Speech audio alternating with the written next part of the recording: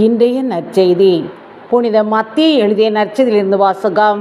அதிகாரம் 17, இறை வார்த்தைகள் 14 முதல் 20 முடிய. அவர்கள் மக்கள் கூட்டத்தினரிடம் வந்தபோது ஒருவர் அவரை அணுகி அவர் முன் முழந்தாள் படியிட்டு, ஐயா, என் மகனுக்கு இரங்கும். அவன் வலிப்பு நோயால் பெரிதும் துன்புறுகிறான். அடிக்கடி தீயிலும் தண்ணீரிலும் விழுகிறான்.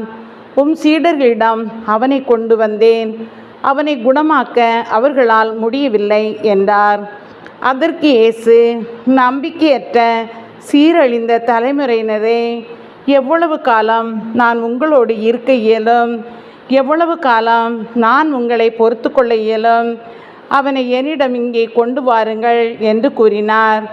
கொண்டு வந்ததும் இயேசு அப்பேயை கடிந்து கொள்ளவே அது அவனை விட்டு வெளியேறியது. அந்நேரமே சிறுவன் குணமடைந்தான்.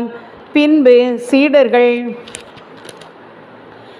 தனிமையாக இயேசுவை அணுகி வந்து, அதை ஏன் எங்களால் ஓட்ட இயலவில்லை என்று கேட்டார்கள். இயேசு அவர்களை பார்த்து, உங்கள் நம்பிக்கை குறைவுதான் காரணம்.